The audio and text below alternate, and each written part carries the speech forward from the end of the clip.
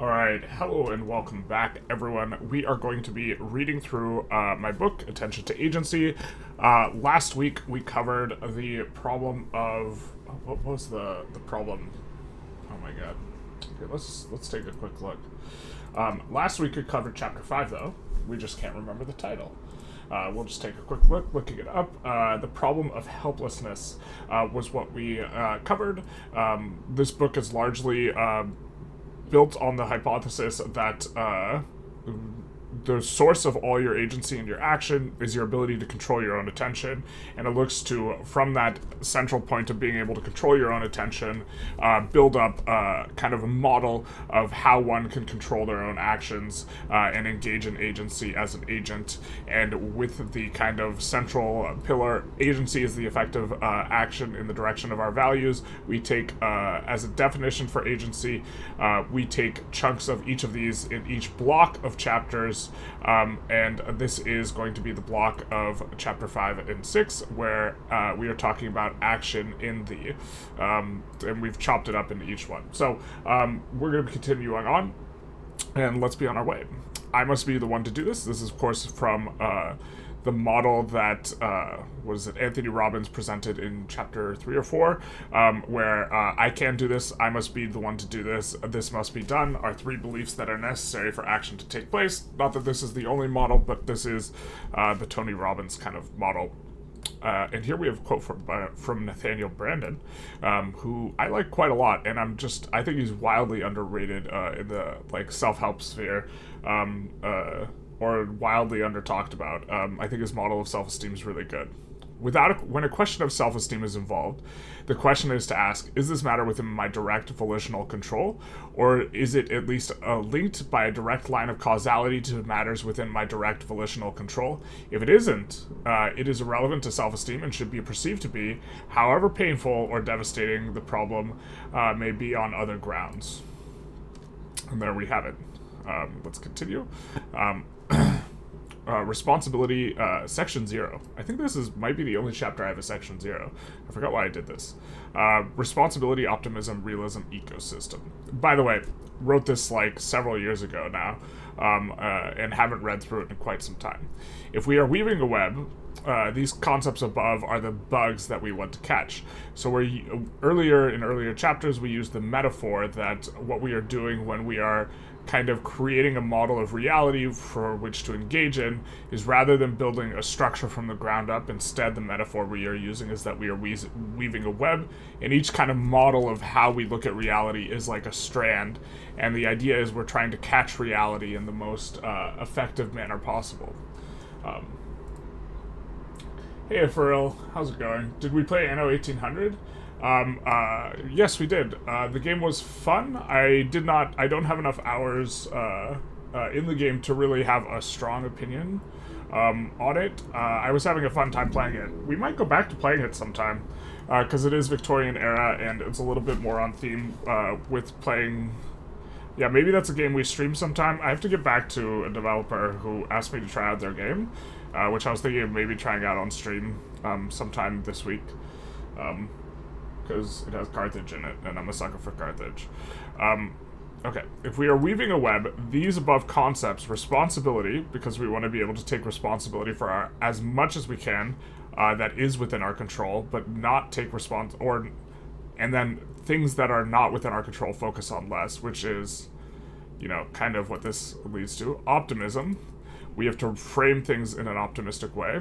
Realism, while simultaneously taking... being optimistic and being responsible for stuff, we want to still paint the reality in a way that is, comports with reality. And this is the rub, is because one of the problems with optimism is idealism, right? Where you're starting to get detached from reality, and one of the problems with taking responsibility for everything is ultimately there's a lot of things you don't have control over. And ecosystem, and when I say this, I don't mean it in a... Perhaps I should choose a different word than ecosystem at this point, but I don't mean it in an ecological, nature ecological sense. I mean it in an environmental sort of sense. Okay. By drawing our attention to ourselves, we prime ourselves, lighting them up like fireflies, helping us to pay attention to them and other concepts we associate with them. So this is kind of a bridge from last chapter. And now we're going to talk about Marcus Aurelius and Stoicism.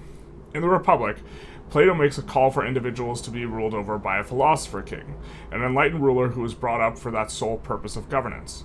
Marcus Aurelius, the last of the good emperors of Rome, Marcus Aurelius was, okay, this doesn't, when reading over our own stuff, sometimes we just see, like, kind of flubbed sentences, and that is a complete example. That is, like, half a sentence. Just trying to introduce Marcus Aurelius was known as one of the last good emperors of Rome. We'll see, eventually come back to this. So, this is a little choppy, and increasingly, the book is getting a little choppy, so we might end up, this might be the last chapter review if there's too many errors, but maybe we'll just tough it out. But there is our kind of first one. Today, Marcus Aurelius is perhaps best known for his philosophy outlined in Meditations, which he wrote while campaigning in Gaul, modern France, and has since become a canonical piece of Stoic thought. Stoicism gets a bit of a bad rap. It's starting to become way more mainstream since I wrote this, though. It is commonly misunderstood as being unfeeling, a criticism that might very well capture what appears to be going on from the outside, but really fails to capture what Stoicism is about internally. And you can see here, anytime I have a parenthetical aside that doesn't make sense as a parenthetical aside, that means that I have to come back in and rewrite it or finish writing it. So we'll highlight this here.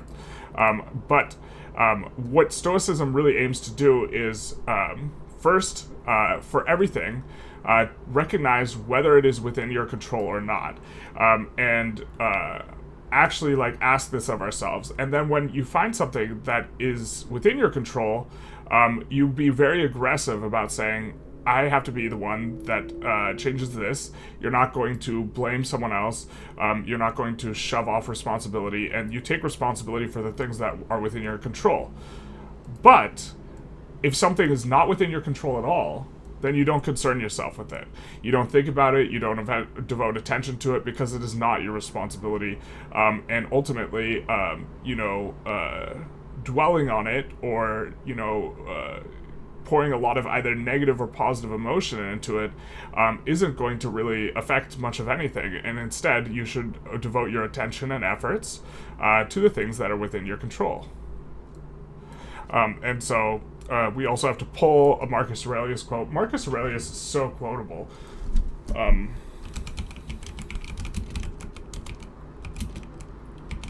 Let's actually just find some quotes. And I think that this is one of the reasons Meditations is, like, really popular, is because Marcus Aurelius is so quotable, but, like, also, Marcus Aurelius is, it's, like, simultaneously also, like, a little bit of a slog to get through, but it's just, like, let's take a look. You have the power over your mind, not outside events. Realize this, and you will find strength. Dwell on the beauty of life, watch the stars, and see yourself running with them. The happiness of your life depends upon the quality of your thoughts. Everything we hear is opinion, not fact. Everything we see is perspective, not truth. Bam, bangers, every time. Waste no more time arguing about what a good man should be. Be one.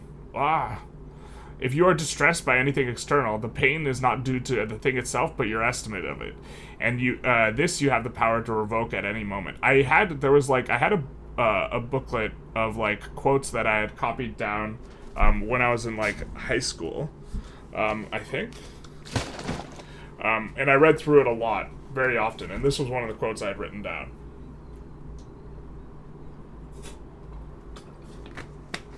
That's the way back type of quote. When you arise in the morning, think of what a privilege it is to be alive, to think, to enjoy, to love. The best revenge is to be unlike him who performed the injury. The soul becomes dyed with the color of its thoughts. Yeah, there's just every single one of these is bangers. But the thing is like, when you read Meditations is, like, almost entirely written like this, which makes it, like, actually hard to read through. Or big chunks of it are written like this. Because the language is, like, it doesn't flow. It's just all, like, banger quotes, basically.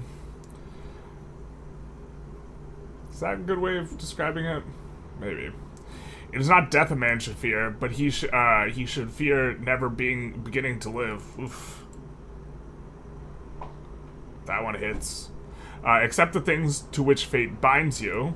Accept the things outside of your control, and love the people with whom fate brings you together. But do so with all your heart.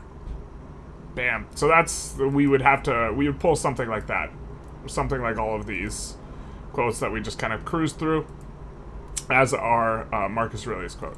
What is especially interesting about Marcus Aurelius and Stoicism is his unique position. As the most powerful man on earth, he was not in a hopeless position like those in the concentration camps. Aurelius had the most actual control of anyone around him, yet, and I think I have a footnote, most powerful man on earth. I did want to note, you can make an argument for Emperor Ling of the Han dynasty, but the Han was on the verge of collapse into the Warring Three Kingdoms period during this time that Marcus Aurelius was around. Which, like, yeah, Emperor Ling,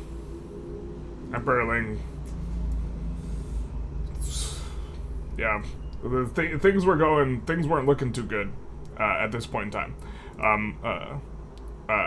Aurelius had the most actual control of anyone around him, and yet he espoused a philosophy wherein he worked to acknowledge his lack of control. In a sense, he resembles Frankl. He deeply recognized the strong degree to which external environment held sway over his life. But at the same time, he strove to take as much responsibility as he possibly could. This approach is consistent with the narrative we're building here, that our ability to attend in an intentional way is the only thing that cannot be taken away from us, and further, that in some sense, the only thing we really have in the first place. If the first side of our free will is attention, and action and experience flows from the way we view things, then our lived experience is built on the back of our attention.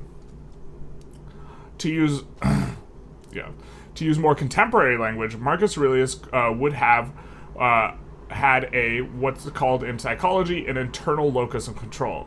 Let's take another look at Covey's circle of concern influence, and so I'll probably have a diagram here, and how Marcus Aurelius and the Stoics might capture responsibility, a shrinking of a circle of concern, and so that it fits the circle of influence. So let's see, circle of influence diagram. Let's pull one up.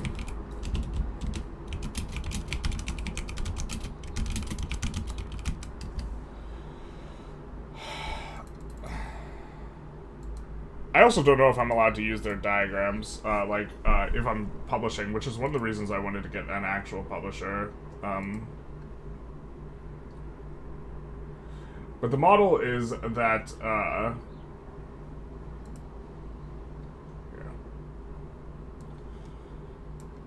the model is that we want to expand our circle of influence by taking responsibility of more things, but there is a circle of concern, things we care about, and the idea is that we won't have control of everything. And so this is Covey's solution, is to expand your circle of influence. But the Stoic solution, how Marcus Aurelius and the Stoics might capture responsibility, as a shrinking of the circle of concern. So instead of expanding the circle of influence out like here, I hope you guys can see my cursor. Let's check if you can. So instead of trying to, you guys, I don't think you can see my cursor. Son of a bizzle. Well, I'm trying to draw emphasis to the arrows pointing outward. Instead of expanding your circle of influence, instead what you do is you shrink your circle of concern such that there is a higher percentage of overlap. So Covey advocates for expanding the influence. If you both try and expand the influence and shrink the concern, then you will eventually get something more resembling a perfect overlap. Tragic.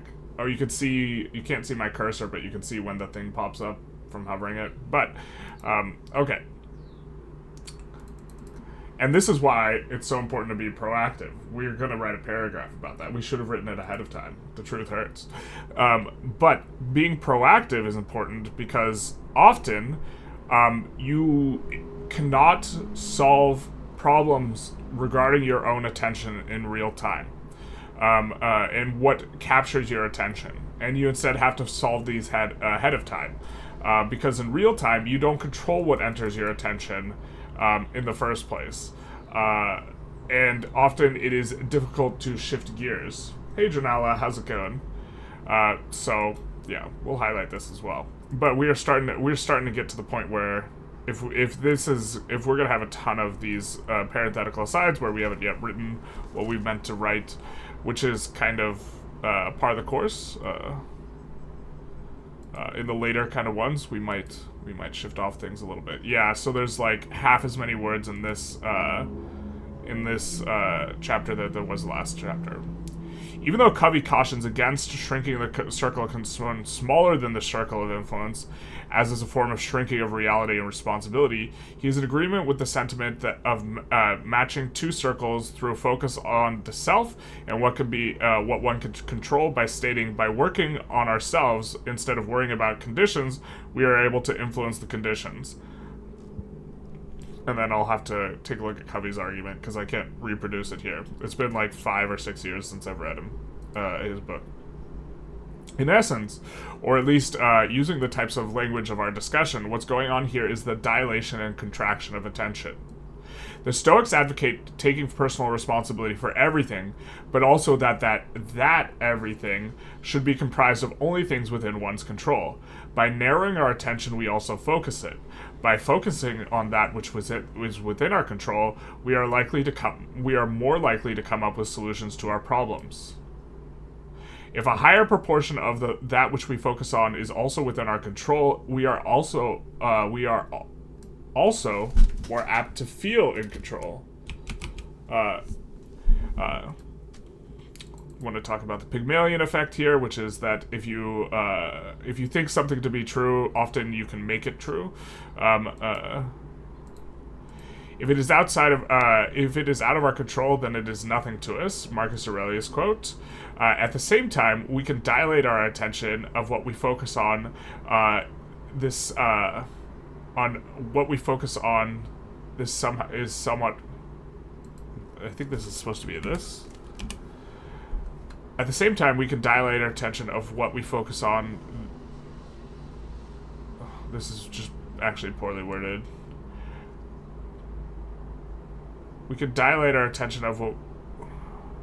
I need to figure out what I'm trying to say here. At the same time, we can dilate our attention of what we focus on.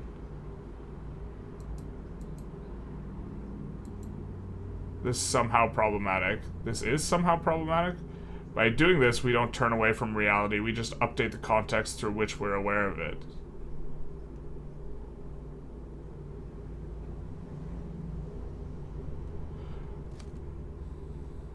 Okay, I need to reword this. I think I know what I'm trying to say here, but this is not the best worded. Okay. Maybe this isn't even the most updated version. I feel like this might not even be the most updated version of the chapter.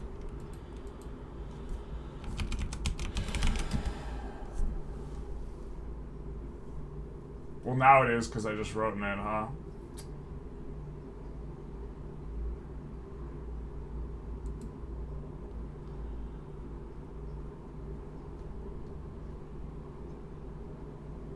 Okay.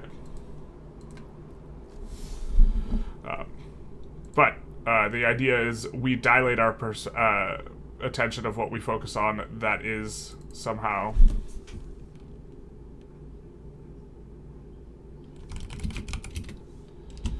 By doing this, so we... I don't know exactly what I'm trying to say here. But the point is, we don't turn away from reality, we just update the context through which we're aware of it. So I think we're dilating our perspective.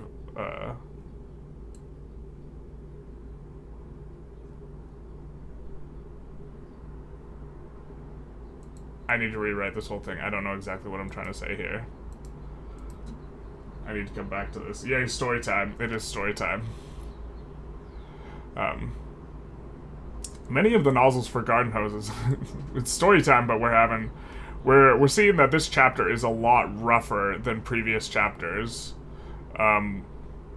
Almost immediately. And I knew that this happened more towards the back end of the book. And that towards the back end of the book, I was trying to just get the structure and skeleton of the book in place rather than have something finished. And we are seeing that already. Although I do think the structure and skeleton of like the arguments is placed, we'd have to come back and rewrite it. It was sometime halfway through writing the book I actually discovered that when you're writing a nonfiction book, what you're supposed to do is you're not actually supposed to write the book. You're supposed to just write a proposal for the book and try and find someone who's willing to publish it, and then you write the book. You don't write the whole book ahead of time. You do that for storybooks. You do that for fiction, but not for like something like this. Many of the nozzles for garden hoses have the ability to expand and contract their opening. As long as you don't close the opening completely, the same water flows through. Open the nozzle and the spray is slow moving, and at least on most designs, spread over a wide area. You can water the flowers if you like, but constrict that opening, and it will blast the petals off the stem or mud off of a dirty surface. Push the analogy further past the pressure of a regular garden hose, and you could take a look at a power washer, which will cut through flesh, or even a water jet, adding a little grit, and it will cut through steel. If you have limited water and a job that requires a tremendous amount of force, you would be ill-served splashing it all over the place. For the Stoics, attention was the water, and thing which they had control over was the narrow opening. They focused and dilated they focused on what they had control over at the expense of everything else. This analogy might work better with light than water. That's just a note to myself. This brings us back to explanatory style. In Meditations, Marcus Aurelius did kind of go out of his way to point out that everything's super, super temporary in the cosmic sense, and nothing is ultimately going to be meaningful over a long period of time. Eventually, everyone will forget your name. Everyone in existence, and you will just be erased by the sands, the grit of eternity will erase you. In Meditations, Aurelius often brought up one's cosmic experience's temporality. I'll include a few quotes. Feelings of both permanence and pervasiveness are challenged by such a dilated scope of reality. We could use an astrophysics example, although Neil deGrasse Tyson, since I used to have a good opinion of Neil deGrasse Tyson when I wrote this, and now less so. I generally try and keep my justifications for argument secular, but it's relevant to note here that for most religions there is a surrendering to something bigger than oneself. To that entity, our problems that might seem pervasive or permanent are insignificant. Now, this attending to cosmic insignificance in some way seems inconsistent with the injunction to only focus on that which is within one's control, but it's not. It's a form of reframing, cognitive behavioral therapy even. The cosmic perspective is a tool to combat the same types of thinking that Seligman warns lead to learned helplessness, that our problems are either pervasive or permanent. We are neither pervasive or permanent, at least not our bodies as we understand them. How could our problems possibly be?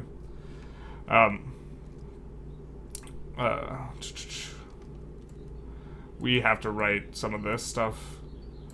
I want to make a note. Yeah, we're starting to get into the have we even discussed the Pygmalion effect? So, Pygmalion was a myth. Let's just look up the Wikipedia article for the Pygmalion effect. The Pygmalion effect is a psychological phenomenon in which the high expectations lead to improved performance in a given area and low expectations lead to a worse performance. The famous study is a teacher who they'll probably actually mention it. The Rosenthal-Jacobson study. This is that study. It is named after the Greek myth of Pygmalion, a sculptor who fell so much in love with the beautiful statue, he created the statue that came to life. And psychologists Robert Rosenthal and Lenore Jacobson present a view that has been called into question as a result of later research findings. In their book, Pygmalion and the Classroom, borrowing something from the myth by advancing the idea that teachers' expectations of students affect the performance of the student. Rosenthal and Jacobson held that high expectations lead to better performance and low expectations lead to worse. Both effects lead to a self-fulfilling prophecy. According to the Pygmalion effect, the targets of the expectations internalize their positive labels, and with the positive labels succeed accordingly. A similar effect works in the opposite direction of in the case of low expectations. The idea behind the Pygmalion effect is that increasing the leader's expectation of the follower's performance will result in a better performance. I don't know if we want to read through this entire thing, but the idea was the teachers were students were randomly assigned into one of two groups. But the teachers, and these two groups were given to the teachers, a high-performing group and a low-performing group. These assignments were random. And the teacher didn't know that. The teacher thought that they were the high performers and the low performers. And so what ended up happening by the end of the year is the high performers became the high performers, and the low performers actually became the low performers, even though at the start of the year they were randomly assigned, or they were expected to show a lot of progress, whereas the other ones were expected to not. And so what the study indicates is that the change in the students' outcomes was at least influenced by the teachers' expectations of the students. So coming back into taking responsibility for things, we have this interesting sort of problem because we want to take responsibility for as much things as possible, because when you take responsibility for things, it gives you more of an ability and agency to affect things. Simultaneously, there's actually a lot of stuff that's completely and wildly without our control. We want to be able to take responsibility for stuff because we want the Pygmalion effect. We want our expectations of ability to affect things to help us in a positive way, while simultaneously we don't want to be thinking we can affect things that we can't. And so the project then becomes an interesting one where we're trying to take responsibility for things within our control, and what is allowing us to kind of resolve this tension of a lot of things are widely outside your control, and also we want to a lot of things are wildly outside of your control. Simultaneously, you want to view things as being fundamentally within your control for the project of agency because of the Pygmalion effect, because your expectations will influence things, and the way you resolve this is through your attention and what it is you focus on. You might be mistaken about religion. In Christianity, God is supposed to care about every detail. Nothing is insignificant, based on the every swallow Bible verse. Yeah, but we're cosmically insignificant relative to God's plan. Sounds like another study that wouldn't get past an ethics review anymore. No, it wouldn't. That's the problem with the good ones.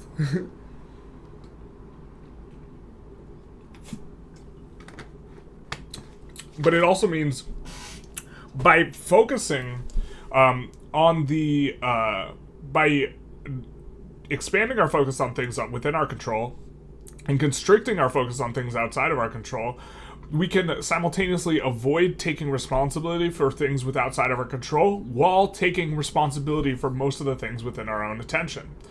And so this is what I think this is going to be getting at. But, okay.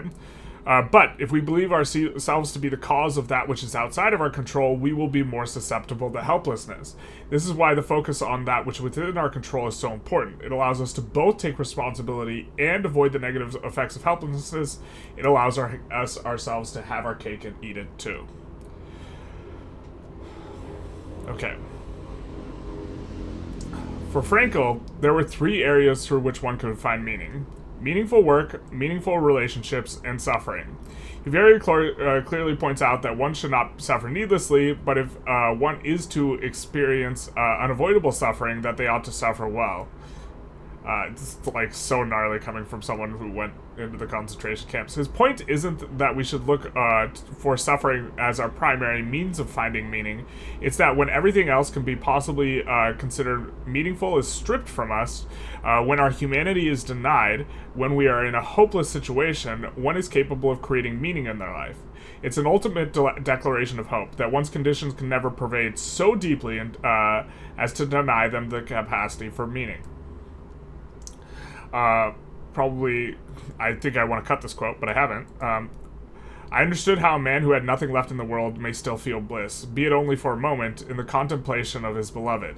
In a position of utter desolation, when a man cannot express himself in positive action, when his only achievement may consist in enduring the sufferings in the right way, an honorable way, in such a position, a man can, through loving contemplation of the image of his beloved, achieve fulfillment. Yeah, that's like the beloved thing's not like what I wanted to focus on here. Maybe is what the problem is.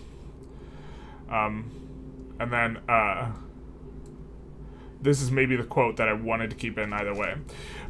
Under the influence of a world which no longer recognized the value of human life and human dignity, which had robbed man of his will and had made him an object to be exterminated, if the man in the concentration camp did not struggle against this in a last effort to save his self-respect, he lost the feeling of being an individual, a being with a mind, with freedom, with inner freedom and personal value. His existence descended to that of an animal life. Frankel's position on meaning, particularly in times of crisis, to some degree resembles that of the Stoic. When everything is stripped of you, you constrict your focus down to that which cannot be stripped from you. Everything can be taken from a man, but one thing, the last human freedoms, to choose one's attitude in any given set of circumstances, to choose one's own way. And there were always choices to make. Every day, every hour offered the opportunity to make a decision which determined whether or not you would submit to those powers which threatened to rob you of yourself, your inner freedom, which determined whether or not you would become a plaything of circumstance, renouncing your freedom and dignity to become molded into the form of the typical inmate. In the analysis, it finally became clear that the sort of person the prisoners became was a result of an inner decision, and not the result of camp influences alone. Bro, that's so metal from someone who's in a concentration camp. The image of the beloved thing does tie in with Pygmalion. That's true. That is true. In a bit of an oblique way. But we also have like 3 real long quotes from Frankel there too. In some sense, this brings us all the way back to the first chapter. Attention is the point of control. Everything else can be clearly denied to us, and even our attention is at risk of being appropriated, especially when you consider that many of the designs appeal to the primal part of our brains, interested in sex, danger, and sensationalism, good memes. We'll be focusing on language quite a bit throughout this chapter, so it is appropriate to emphasize that Frankel frames it as a decision. We decide what to focus on, and if we don't make that decision, others will make it for us. So how do we decide what to focus on? Reframing. Again, we have a parenthetical aside representing a paragraph that we should have here. I'm not sure exactly how I want this paragraph to go because I wrote this book several years ago, so we'll proceed on. Decisions about what things will mean to us is kind of probably, I assume, a bit of a bridge from here to deciding how we're going to interpret reality, which relates to 2 chapters ago, kind of creating models of reality. When Frankel talks about determining or deciding on meaning, he uses meaning in 2 ways. First, the first and most obvious, he uses it to represent a sense of purpose. The second is that he calls upon us to choose what things mean to us. In the last chapter, we talked about how explanatory style and how optimists and pessimists would interpret events, both good and bad, in particular ways, i.e. pessimists regarded bad events as more permanent, good events as more temporal. Only part / Frankel, I don't know what this is referring to. We'll highlight it. There's so much to be done here. Our capacity to determine meaning extends beyond explanatory style. We can also decide whether events are good or bad. Frankel refers to suffering as an opportunity. This shouldn't be dismissed as flippant positivity. If we try to see the values or motivation behind Frankel's theory and practice, we see that it is informed by an absolute refusal to accept meaninglessness in one's life. Frankel decided that meaninglessness would never be an option. More on that deciding later. Suffering may not be the best opportunity. Frankel states that we can find meaning in work and relationships, but Frankel's point is that one is never completely bereft of opportunity. Meaning is always an option, and his language of opportunity reflects that. Interesting how 3 sets of brains to focus on. I used to rate movies based on violence, humor, and sex, which is similar. Funny memes do spread faster, so I think humor is also an ingredient.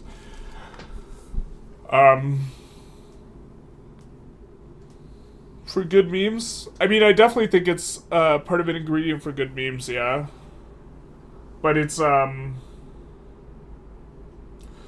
something that's funny and is about violence or sex is going to be better than something that's not about those, generally, in terms of the memes. Unless you can't reproduce the meme because it's not appropriate. So, like, the ability to reproduce the meme frequently is important.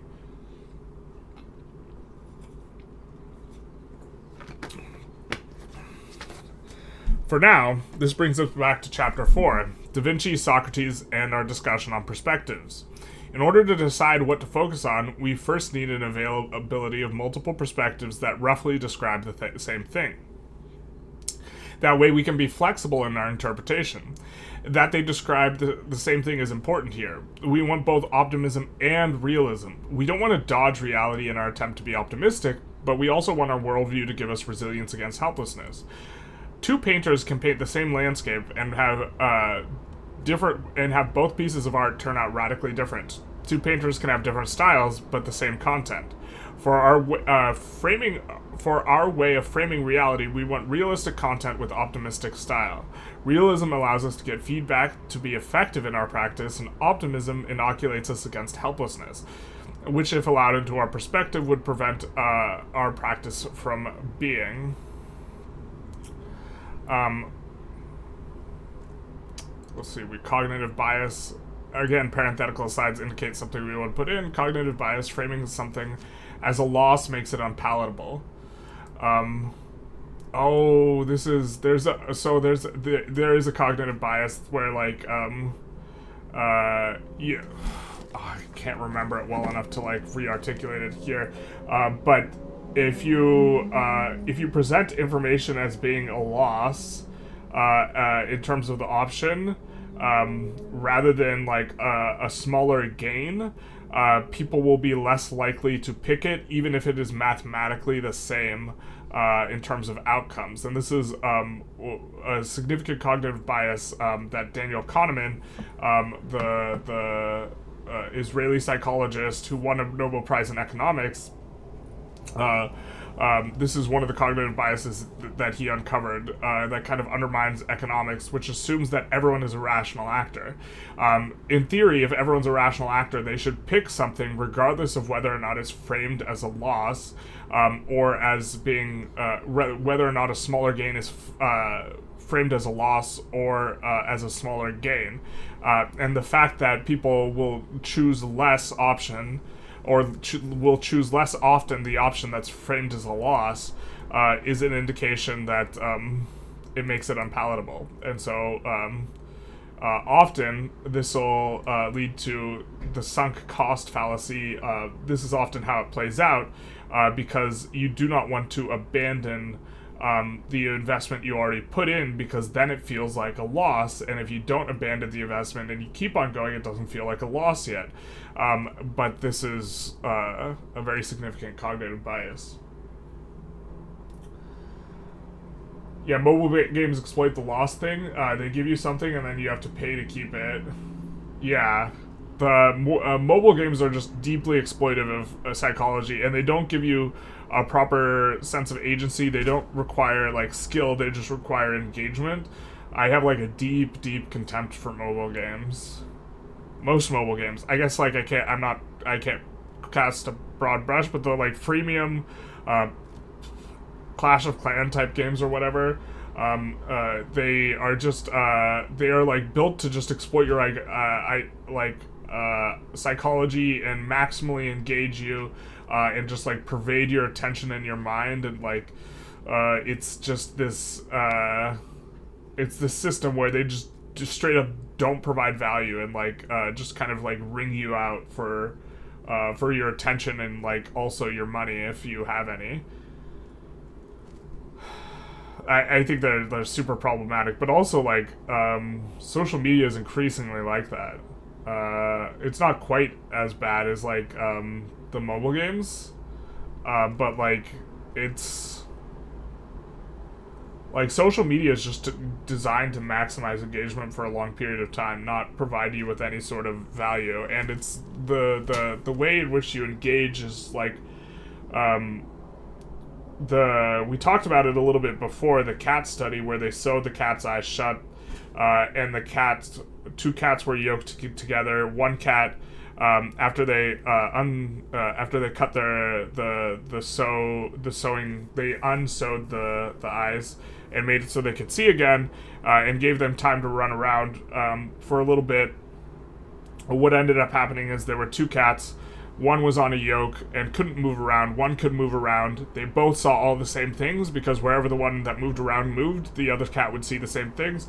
But it was only with the agency that the cat that was able to move around developed the part of its brain that was associated with spatial awareness. And so being able to interact within the environment and have a sense of agency and feel like you have that agency is important for development, and also it's important for a sense of satisfaction. I don't think we've gotten to that yet in our reading here, but talking about Gregory Burns and satisfaction. But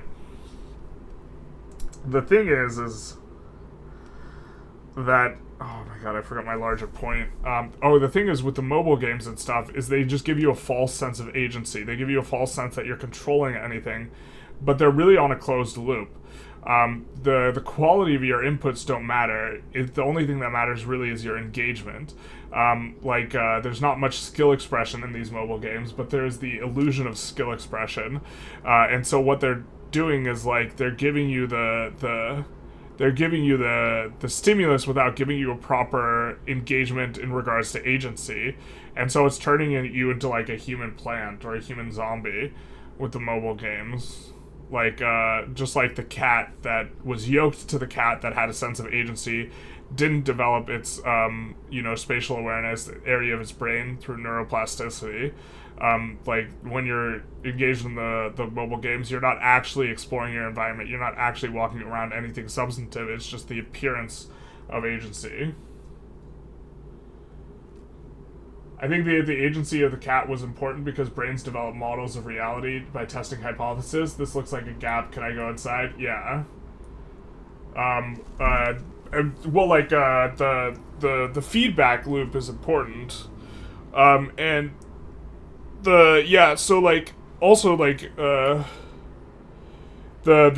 information is also not meaningful if you... The information is really meaningful if it's,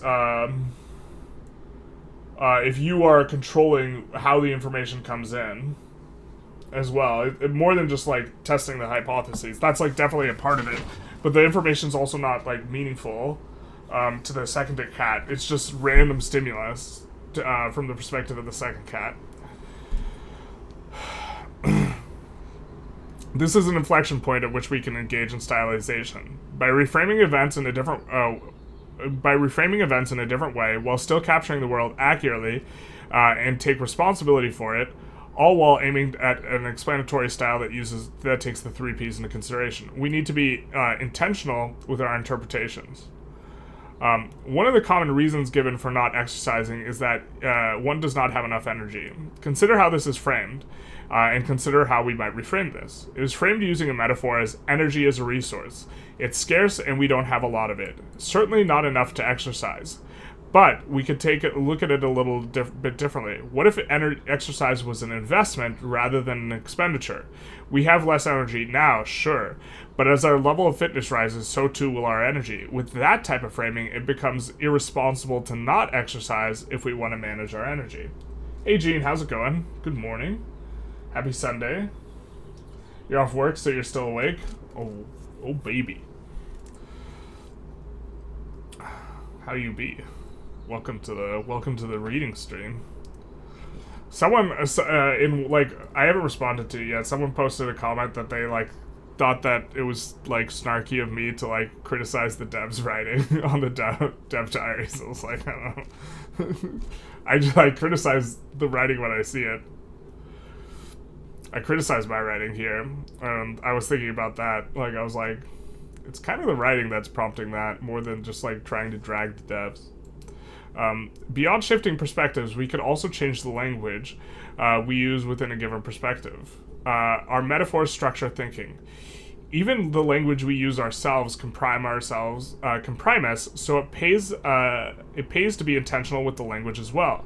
Most of the examples are meant to describe the same thing while using language that is less oriented with the 3 Ps, but some are more oriented towards priming us towards more restful states. Then we want to lead in, find examples. But the point is that we are going to have a mental exercise.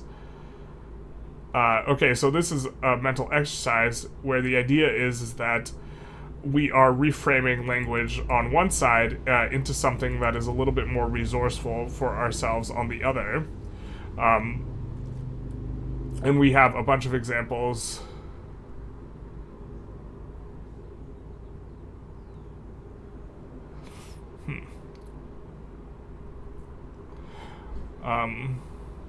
Yeah, this is not that. Let's highlight this.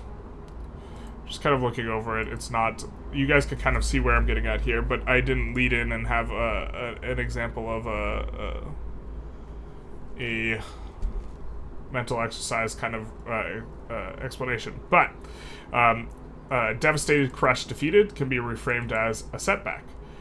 I'm stupid could be reframed of I am misinformed, I lack information, and that can be even made more specific on this specific thing. I do this too often. When I make a mistake in something, I say I'm stupid. Probably like way more than I should. And also, like, performance is like a bell curve. Even if you're really knowledgeable about stuff, sometimes you just like flub it. You could say that something's a crisis versus a challenge. You can reframe failure as feedback. This is the most like common one you kind of see in the self-help theme. You could say that sucks to that's unfortunate, that's awful to that's suboptimal, I'm unattractive to I'm unattractive to them, right? This is making it personal. This is describing the situation. Both describe the feedback of someone finding you unattractive or appearing to find you unattractive, right? They both describe the same phenomenon, but one of these just generalizes towards you categorically, and the other is more specific. And then I wanted to leave space for someone to write in the book if they wanted. I'll leave out this section with one word distinction, that of us versus our behavior.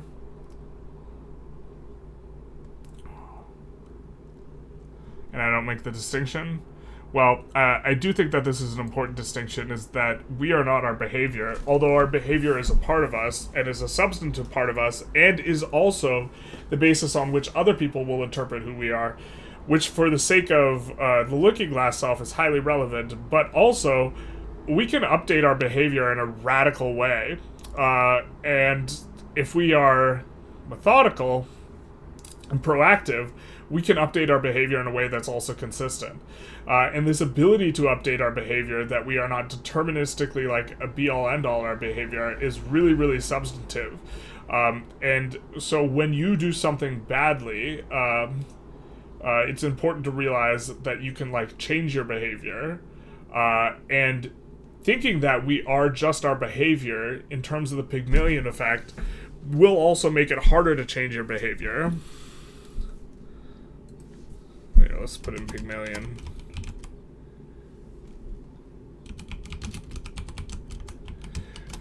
The belief that we are just our behavior will make it much so that we are just our behavior, but people are always changing. Change is unavoidable. Good here, just got back from dinner at CM Chicken, Korean fried chicken for the win. Bruh, that sounds so good. I'm cutting right now, and so like, it feels bad, man. I can show you guys. Considering we're about to start in the next section, but we're spreadsheeting the cut. So this was last week. I know the week is wrong here on terms of what it was. It lies. It was, what was it, 5-5?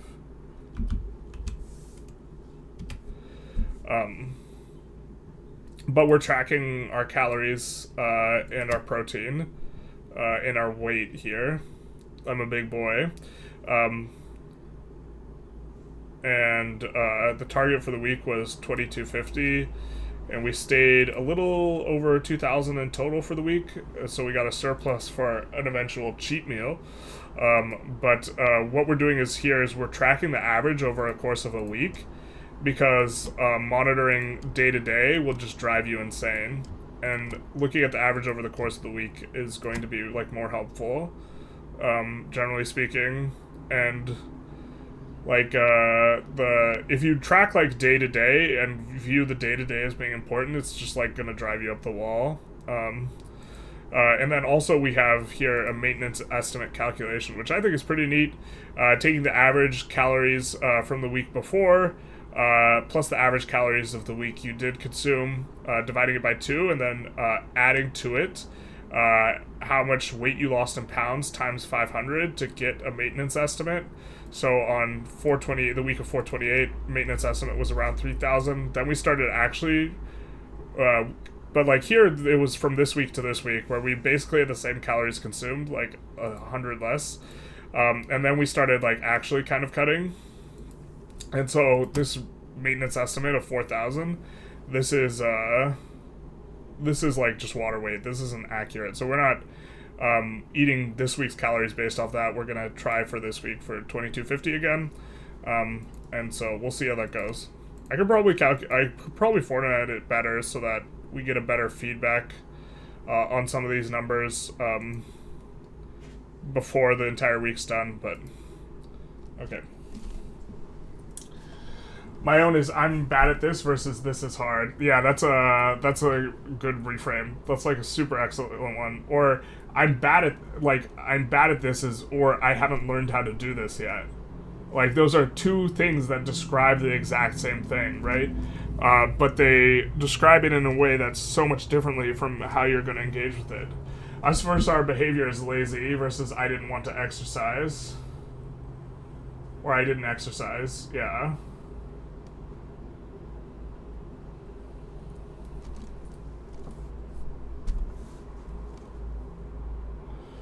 Alright, responsibility and self-esteem. We might talk more about Nathaniel Branden. Big fan. We first saw an approach for responsibility with Marcus Aurelius and the Stoics, and that we should shrink our second circle of influence. The second approach, we can try and take responsibility for things that we don't even feel that we have control over. Or the second approach is we can try and take, where am I going with this? That we don't even have control over it. Even if we might not be capable of something, we may think ourselves capable of finding out how to do it or acquiring the skill required to. Okay, that makes sense. This is rather elegantly pointed out by Nathaniel Branden. What quote? No, I have no idea what the quote, the quote I want to put in here. But Okay, well, I don't know what quote I want to put in here. Damn it. Branden has written on several topics on the subject of self-esteem, and his ideas have significant overlap between optimism, but importantly have a robust structure, so they're useful for our purposes. Nathaniel Branden's, it looks like we don't actually flesh this out very well, so I'll just talk about him based on what I remember. But Nathaniel Branden argues that there's actually two things that are important for self-esteem. Self-efficacy and self-worth. Self-efficacy, and in regards to myself, I'm significantly better at self-efficacy than I am at self-worth. Self-efficacy is the belief that you are capable of stuff, and that you are capable of action, and you're capable of performing things, and you can do things well, and you have a control and agency over your life and this type of thing. Self-worth is the belief that you are worthy of happiness. And so these two combined are components of self-esteem. And like, I think that this is the best model of self-esteem out there, because you can really find people who have one of these without the other, and saying either of those people have self-esteem feels wrong, even though they definitely have a major component of it. But there's some overlap here with helplessness / optimism. I don't know what overlap I'm trying to make here.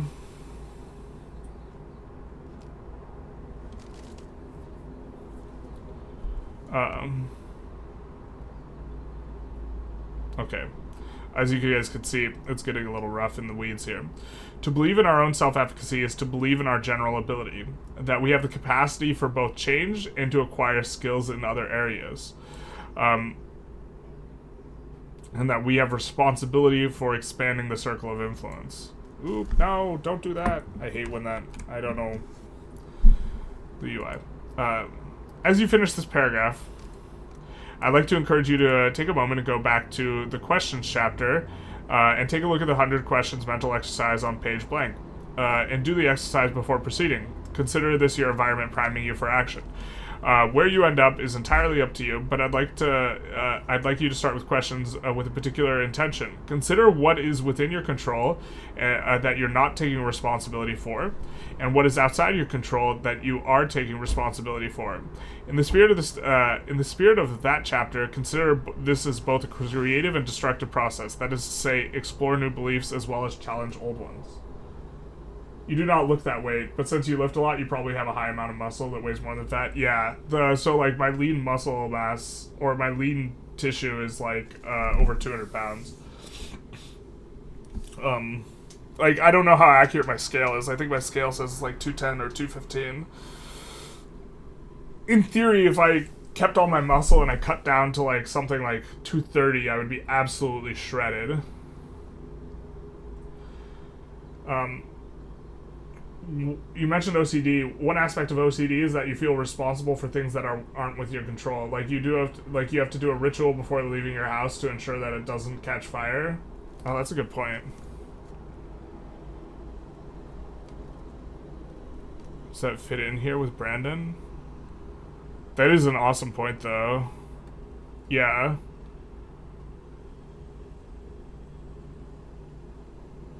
Oh, where can we fit that in?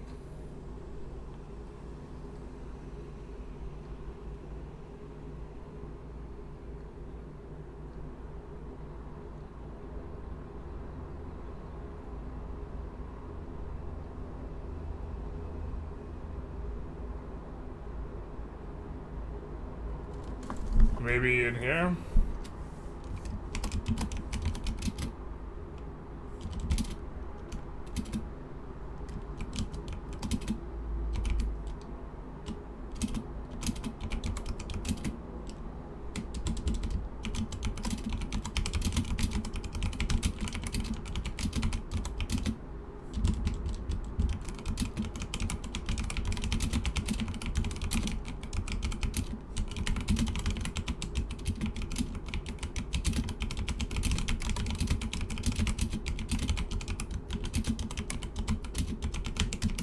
I'm not sure if that includes or it goes there, but that's a super good point.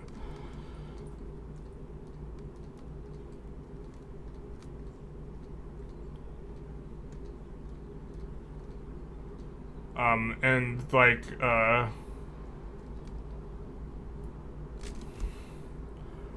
feel like this chapter and the last chapter are a little bit jumbled, but like the ideas are so important. And it's like, it's difficult because like, there's like several moving things that we're talking about, and like they're sometimes good and sometimes bad, and the whole idea is that we have to apply them in a way that is like dynamic.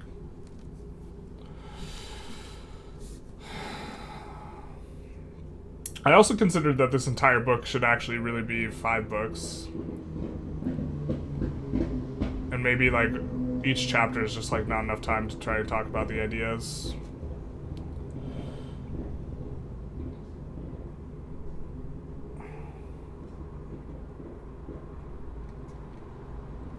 Okay.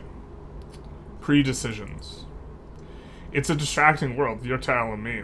It's distracting by design, and not just one design. Institutions compete in arms race with each other's for your attention. The barrage of demands placed on our attention, appropriating it, described in Chapter 1, now has a little bit more texture. Our environment, which is almost entirely designed by others, primes us. Others have intentions regarding priming us. We ought to keep in mind that much of the powers in the attention economy are rewarded for engaging us rather than helping us. Memes spread because they are good at spreading, not because they are useful. So, if we want to act in alignment with our intentions, and not the intentions of others, we need to engage in some designing of our own. Failure to engage in this design means merely reacting to our world rather than being an agent inside of it. By becoming aware and bringing attention to something, we are better able to take control of our lives. I'm thinking this is what this is getting at. Obviously, it's not a complete sentence. Reactivity is the problem here. The length of the book is highly variable anyways. That's true, because I can just make it way longer if I want. I think, like, if this were to get published now, it would maybe be like 200 pages or slightly underneath it, so it's not like it's a super long book anyway. Reactivity is the main problem, here. That our environment acts to make us like leaves in the wind, listless and without agency. To get a little cute, there are two responses we can take. The first is the Zen principle of responding to a situation rather than reacting to it. This type of distinction ought to look familiar. It's reframing. This reframe brings us back to meditation in Chapter 1 and mindfulness. The distinction between a response and a reaction is one of intention. As a practice, meditation invites us to attend to our mental processes themselves. The idea is that in this practice it creates a metaphorical space between the external stimulus and our reaction to it. We can put our intention within that space, turning our reaction into a response. More plainly, we ought to be able to make the way the environment affects us an object of our attention. The second response that we can make is to the reactivity problem has to do with how we represent intent to ourselves. We need to disambiguate our attention so that when we are primed to recall our intention, our brain spits out what we really want, our values. We need to make explicit to ourselves our intention. There are several different words that have been used to refer to this sort of process: agreements, pacts, pre-commitments, pre-decisions, etc. We need to make decisions ahead. The fundamental idea, though, is that we need to make decisions ahead of time so that when our associative brain is primed to recall that decision, we have something sort of commitment that we made beforehand. Which brings us to mental exercise implementation intentions. As far as like mental exercises that have been studied in a psychological setting, implementation intentions from the studies I've looked at just generally has really robust positive response to it, like relative to the amount of effort you put in. But this exercise is very simple. Understanding the structure helps to understand why it works, so I'll explain it twice. We find a goal or desirable behavior and a specific external trigger for when we want to engage in that behavior. We then make a statement of intent regarding both the trigger and the behavior that looks something like this. If when stimulus, then I will behavior. For example, when I want to close the front door, then I will lock it. Then introducing Peter Gallwitzer, who has done most of the work on, or an enormous amount of work studying implementation intentions. Is that like making shopping lists before going to the store? It's a lot like making shopping lists before going to the store. I mean, making shopping lists like before going to the store is more like having a checklist so drawing a straight line is hard. We're going to talk about jigs. Although jigs we would talk about, I think, in a later chapter. Drawing a straight line is hard. If I draw a straight line, this isn't very straight. However, I can use something like a magic card. I can place it against the paper, and what the magic card does is it eliminates my possibility for action. It actually takes away my options, but you guys might be able to see this, you might not. It makes it so I can draw a perfectly straight line, right, by eliminating our actions. Or eliminating our possibilities to only being good ones. And that's a sort of physical jig, something that constrains our actions such that we are forced to engage in a particular way. A shopping list is like a mental sort of jig, in the sense that we go into the store and then we look at the top of the list and we get the item on the list. And in doing that, we are now constraining kind of our attention of what we should get. We are not reviewing every single item, whether or not we want it in the store. We have a list. And then also we are constraining our practice. We are not just going to run around in the store like listlessly. We are going to go and look for each item. And so in doing so, it structures our practice and allows us to get everything off the thing. In your like daily practice, you could have a checklist of things that you want to do throughout the day, and also check the checklist and use that to structure your own practice. And so checklists are really useful, but I would say that this is a lot different than a checklist. But than like a grocery list. But both are a pre-commitment to a specific thing. So both are pre-commitments.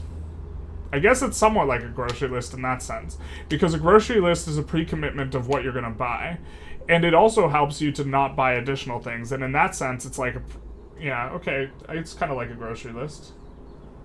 The pre-decision idea, yeah. No, yeah. Yep. Ch6, who gave us some insights on procrastination earlier, holds that the implementation intention is one of the primary ways we can combat procrastination. He too uses the language of pre-decision. We'll be talking about willpower more in Chapter 9, but for now there is some relevant research on willpower as it relates to implementation intentions. Some research seems to indicate that for willpower or self-regulation operates a lot like a muscle. And then the radishes cookie study we would reference. If you use it already, it will be fatigued for some time. There's regulatory depletion, and using it regularly will strengthen it.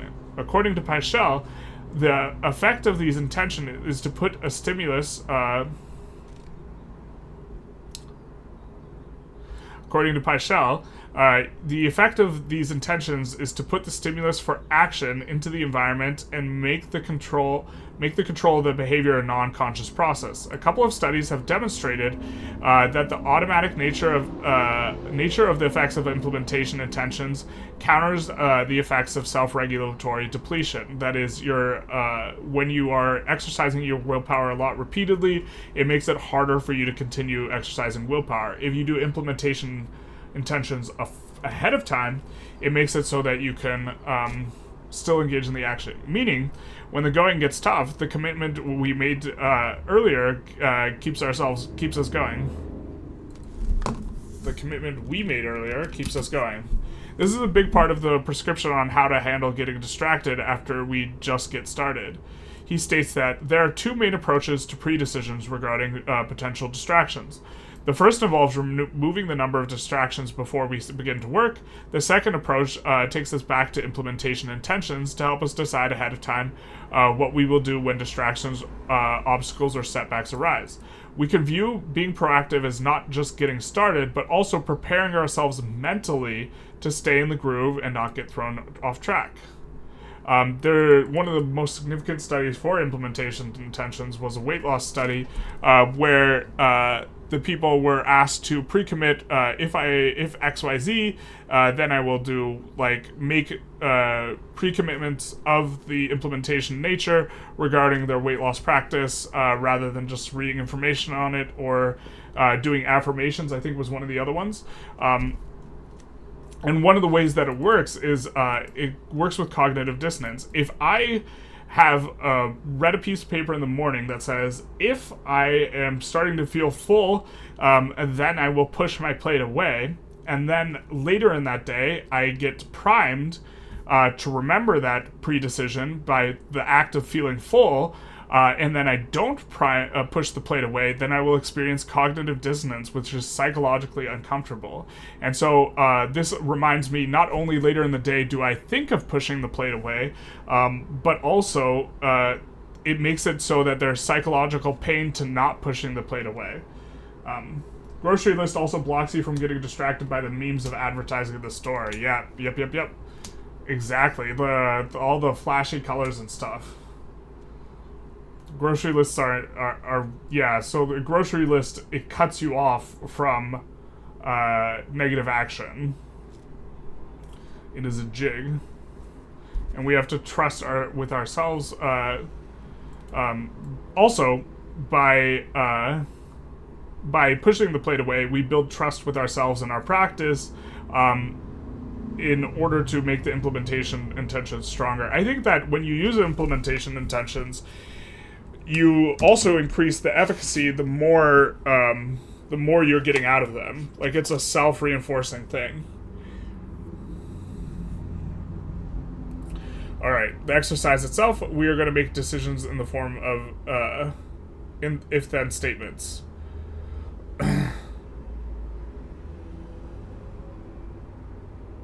Okay, so I'm going to put in the exercise inside a nice formatted thing and this type of thing. One willpower exercise I've heard of is to start brushing your teeth with the other hand.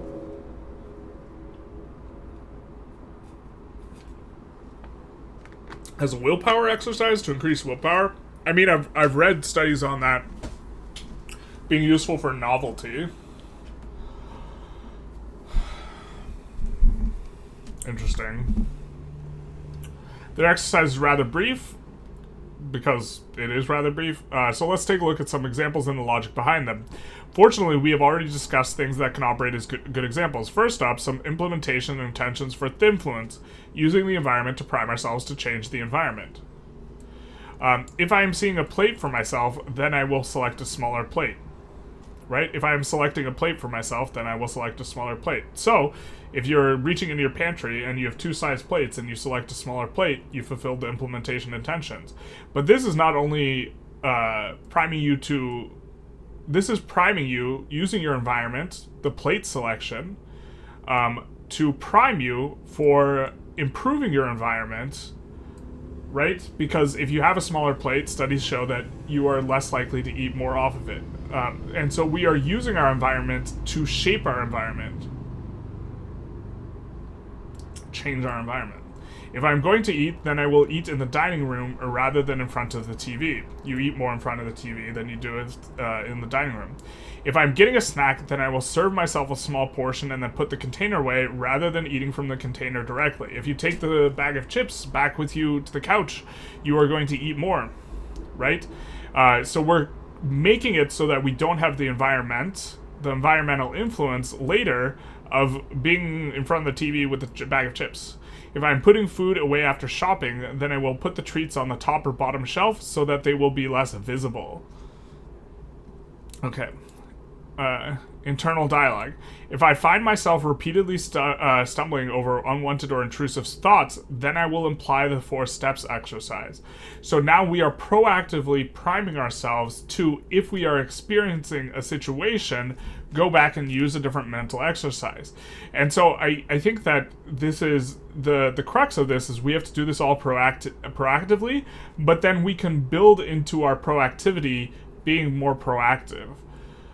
If I find myself using universal language, always never, then I will challenge my belief as to whether or not this is the case. This is especially important to avoid, a catastrophizing explanatory style. I always mess up. I'm a terrible person, always and forever, etc. Mostly, etc. I want to emphasize something Ch6 said earlier about how the implementation intention is operating. We're putting the stimulus for the action into the environment, using external cues to reorient our attention to reorient attention, change the environment, and reframe. If I am exiting my car, then I will take one piece of trash with me. Awesome for cleaning out your car. If I am passing through the doorway to my office, then I will reflect on 3 important things that I can take responsibility for today. If I'm going to the store, then I will park furthest away and use this time from the longer walk to reflect on where my attention has been today. If I'm sitting down to do something important, then I will check my environment for potential distractions, take responsibility for them, and deal with them proactively. And so we're building this all into our environment so that we are less, the victim of our environment, or we're building into our environment cues to change the environment. Because a cleaner car probably makes you feel better about yourself, right? We can also use it to front load activities so that we are more effective or try to respond rather than react. If I find myself in a strong emotional state, then I will reflect on the language that I've used to describe my situation. If I find myself in a strong emotional state, then I will reflect on the signals that my emotions might be sending me. More on this later. If I find myself getting upset, then I will take a deep breath in my stomach and try and be more mindful of my current state. So you make a set of implementation intentions regarding what it is you're trying to work on, and then you read them in the morning or some scheduled time.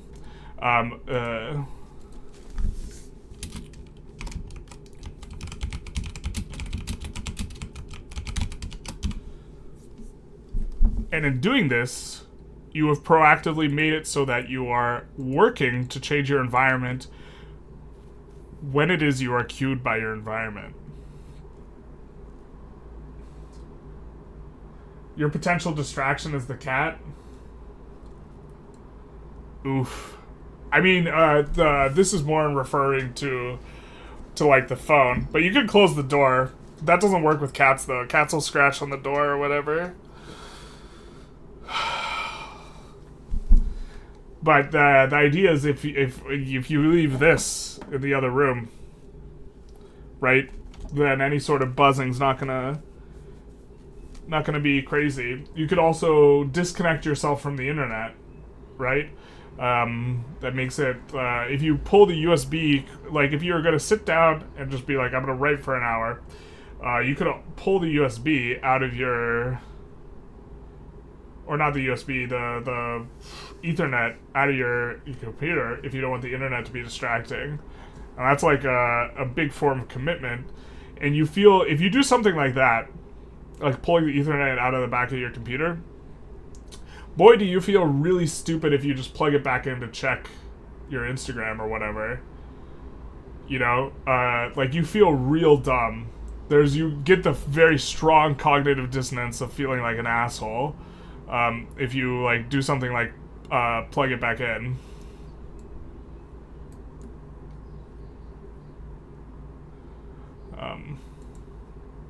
Just like putting your phone in another room. Yeah. I don't have the best prescription for a cat that doesn't involve being somewhat mean to the cat, which is not something I'm going to suggest doing.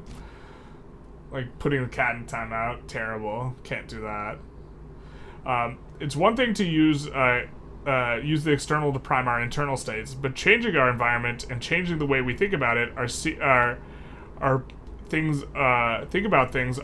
seemingly pretty dissimilar tasks.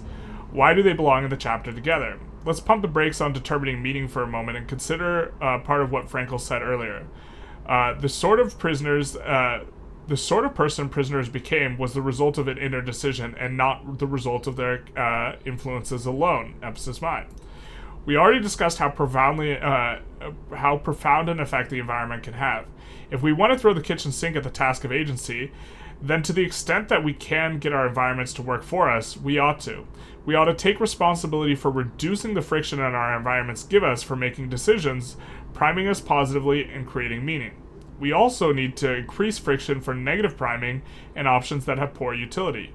If we want to lose weight, then we don't need thinfluence, but we should optimize for it when available. Same goes for any sort of fluences, which we are admittedly far less catchy. Yeah, thinfluence sounds good. It might be a function of the cat to remind me to take breaks. The cat is performing their catterly duty. You may have noticed a shift from the word environment to the word ecosystem, and that I've been using the two relatively interchangeably. This is an intentional reframing. Environment implies more of a one-way relationship. That environment is something that merely acts upon us and is not something we are responsible for. By calling the same phenomenon ecosystem, we draw attention to the two-way relationship of influence. It's symbiotic. We're both influenced by our environment, and our environment is influenced by us. One of the reasons that the environment belongs in the same chapter with responsibility, decisions, and meaning is that we can structure our environment so as to maximize the opportunities we have for such things. Creation of action. I don't know why that's there. But let's highlight it.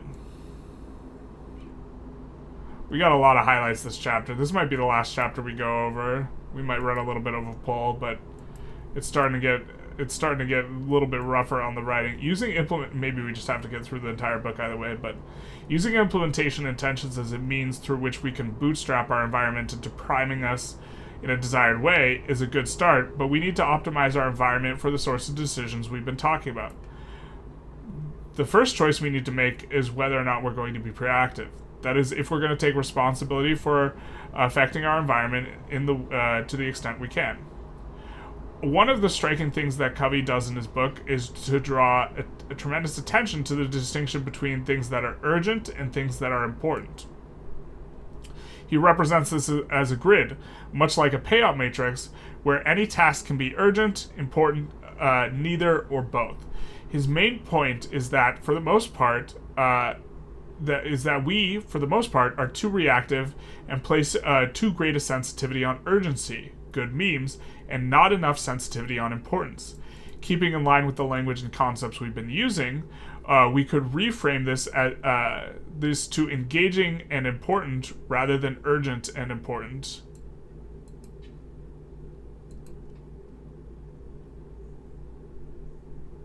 To mean.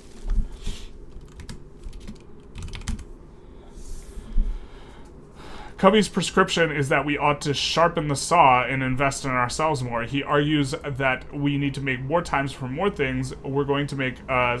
He needs to argue that we need to make more time for important things. We're going to make a subtle distinction here and say that we need to make more attention for the important things, which of course entails time as well. Well, what's important? Let's take a look at an urgency versus importance matrix, because I think it kind of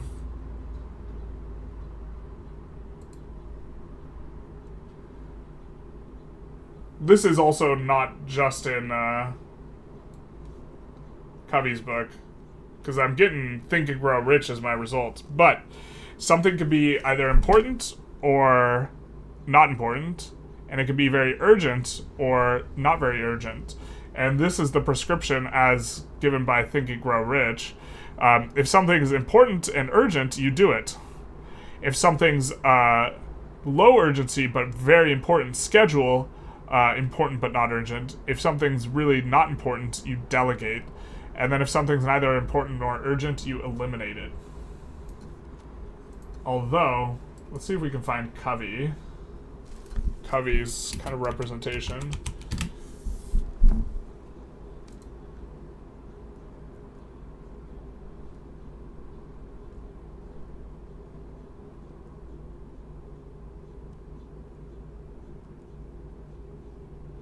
Four quadrants. Stephen Covey, 4 quadrants. All right, here we go. So here we have urgent and important, urgent, not important, interruptions, some callers, some emails, some reports, some meetings, proximate meetings, popular activities. Result is short-term focus, crisis management, reputation, chameleon character, set goals, see goals, plans as worthless, feel victimized, out of control, shallow or broken relationships. So this is what happens when you focus on quad 3, according to Covey. Quad 1 is stuff that's urgent and important. Activities are crisis, pressing problems, deadlines driven. Results are stress, burnout, crisis management, always putting out fires. And then in the important one, I think to focus on, though, is quad 2, which is stuff that is not urgent but important. And in here we have activities include prevention, capability improvement, relationship building, recognizing new opportunities, planning recreation. And the results are vision, perspective, balance, discipline, control, and few crises. The problem is that we spend very little time in quad 2 and instead spend most of our time in quads 1 and 3 because it's easy to just get bogged down in the stuff that is just urgent or is imposing on our attention. Our decisions about what's important, though. Our decisions about how the world is and what sorts of models we're going to use to represent it to ourselves. I think that this is not something that anyone really considers urgent or in a sort of thing, but it informs your world experience in a profound way. This means we brainstorm and ask questions about things. Our reality. This includes our decisions about what is good or bad and what it means to succeed. This is obviously just a dangling, not yet done sentence. Our decisions on what's worth attending to. Making decisions on what we are responsible for. Making decisions about what we will do. This includes not only the goal itself, but what we will do to realize it, such as implementation intentions. This includes how we will respond to failures to achieve our goals. Our decisions on what we value. Our habits, both in terms of our external behavior as well as internal. This is a lot to take in, and we'll go over this process more in putting it all together in the chapter Putting It All Together, but it's a good idea to start keeping a pen and paper or any other note-taking device handy. Doing stuff in bed studies, this study is that if you do a bunch of different stuff in your bed that's like not sleeping or doing the deed, then it actually makes it a lot harder to fall asleep. And then this is a paragraph that's meant to be transitionary, but okay, let's go to the next kind of section. If we're going to have a serious discussion about decisions, we also have to talk about options. If we can't take an action that doesn't enter our awareness, our attention, which means that we have to analyze not just the quality of our decisions given our options, but also the types of options themselves that we regularly make available to ourselves.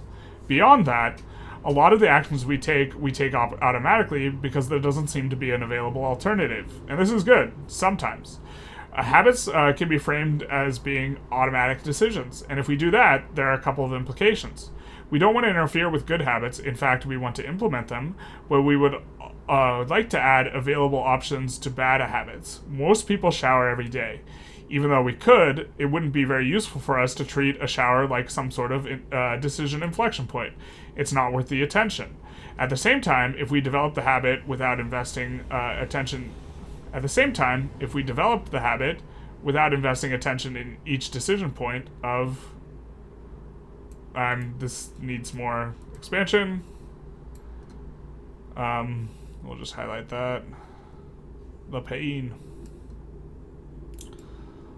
But I wanted to put an example of a good habit. I think showering's a good habit. A quick note about authenticity when it comes to the discussion of options, specifically as it relates to change.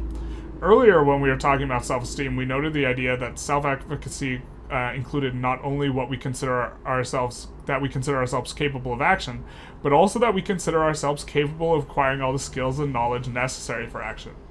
Part of this requires personal change, something that can be viewed as antagonistic with authenticity. If our understanding of authenticity is that we need to be who we are, then this in some sense precludes the possibility of change. This thinking has two flaws. First, viewing change as inauthentic. By viewing change as inauthentic, we cut ourselves off from intentional change. Internal thoughts of, I can do that, I can't do that, or that's not me, might hold us back. Second, change is inevitable. Failing to make it a part of our attention and intention is to be listless. This isn't to say that we shouldn't be authentic, merely that we ought to consider our criteria for authenticity.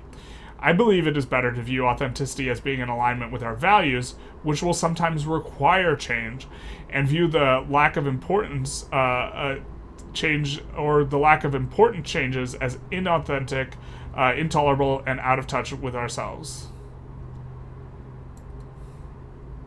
It is important to note here that this line of thinking is consistent with our ethos, with our ideas about ethos and practice. A modern ethos might view specific transactions as not being oneself and the prime cause of inauthenticity. A more practice-based ethos would consider failure to adjust one's practices as a more substantive betrayal of the self, which in some sense ought to be liberating in that it frames inauthenticity as being more temporal. We are moment to moment, either choosing to be authentic or inauthentic with our practice. With this liberation comes the extra responsibility, however. If we are taking responsibility for being proactive, then acts of omission can be inauthentic as well.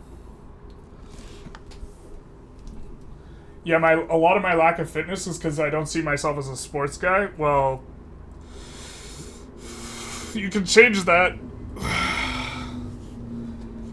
You are not your actions, my guy. Your actions may not be that of a sports guy, but that doesn't mean that you can't just go work out. So the thing to do would be to consider your values and consider whether working out is a behavior that's consistent with your values.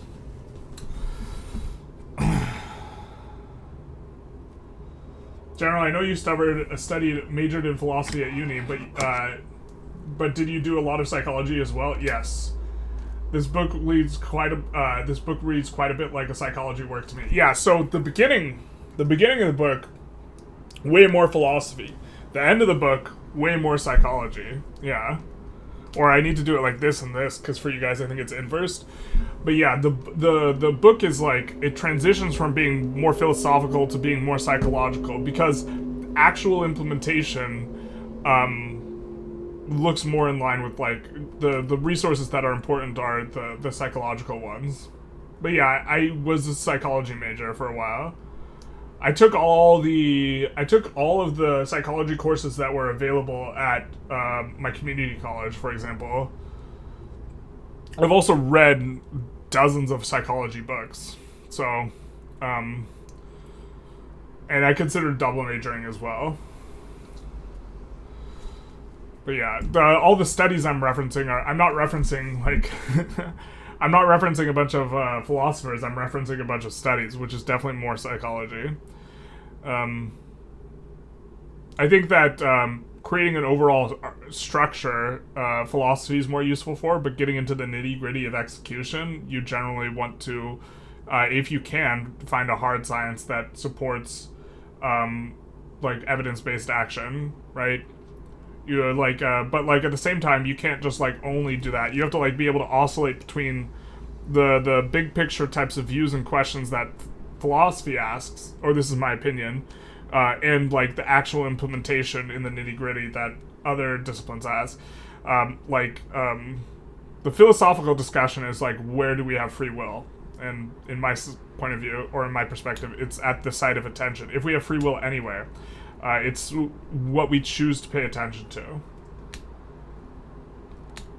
Yeah, you can see the psych background coming out in this chapter. Yeah, I mean, I almost majored in psych, so, or I mean, I just changed paths,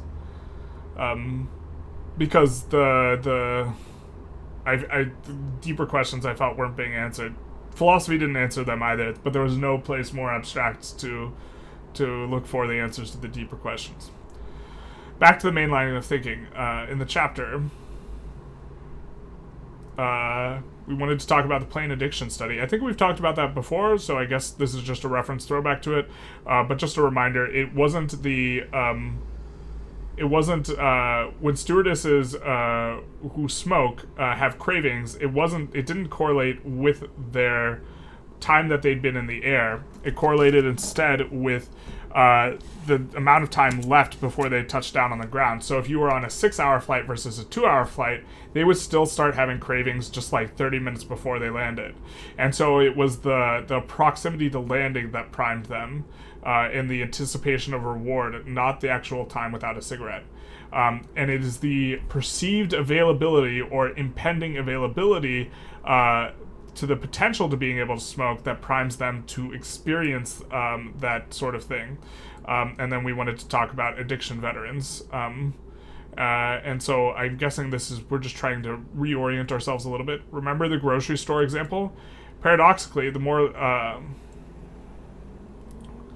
I think that I don't remember where we had this example in, though. So there's a grocery store study where they show if you give people... I think it was, I can't remember if it was samples. The option between 3 samples or like 20 samples of different types of jams, they were actually more likely to buy if there was just a fewer number of samples.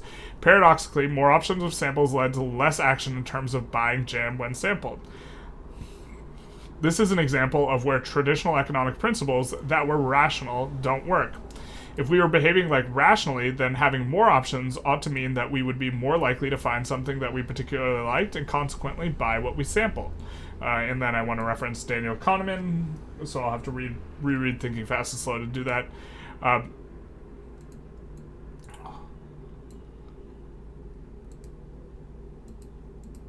We need to take responsibility for the types of options that appear to us. Just like being responsible for developing ourselves, this is one of the strange cases where we can exercise control over something in a way that isn't intuitive. Mindfulness and cut ourselves some slack. Okay, I don't know what that's referring to exactly. One big question remains, though. How do we cut ourselves from options we don't want to view as available? As we've seen, not thinking of something can be a bit of a problematic task. Disgust is visceral. If you read the words vomit, excrement, not excitement,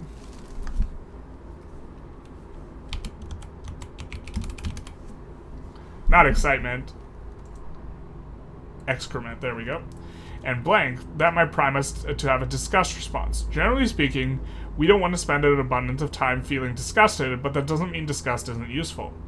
Most of the things we find disgusting are in some way unclean or unsanitary. The evolutionary biology explanation for this disgust is that disgust helped our primal ancestors avoid disease. When food rots, it collects bacteria, it emanates a pungent smell. This isn't a coincidence. Through millions of years, we've become particularly attuned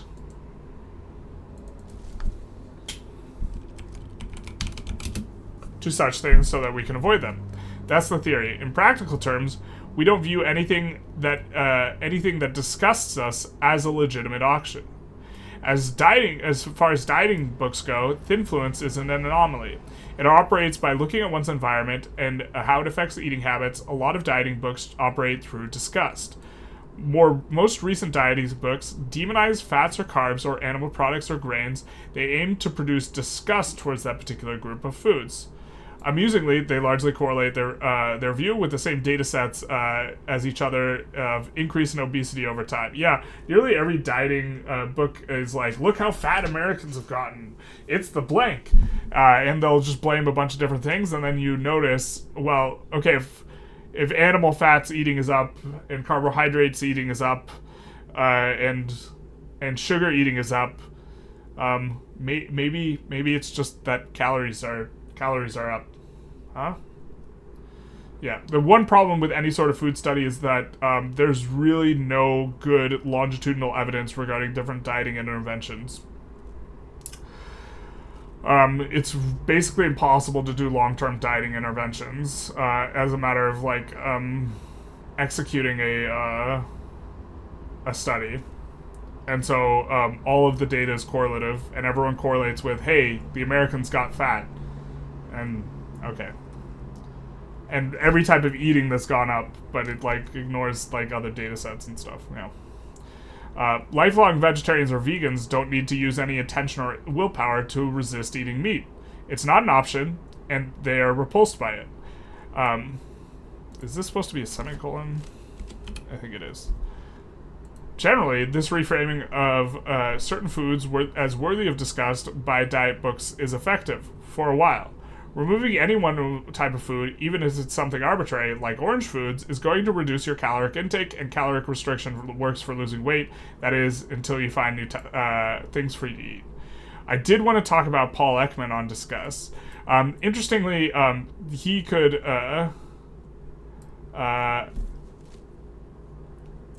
So Paul Ekman did... here, let's pull up Paul Ekman, because we don't have this fleshed out here. Paul Ekman studied facial expressions. This is what he studied. And he studied facial expressions, very importantly, in groups that had never been, anthropologically, in groups that had never, ever been interacted with other humans before.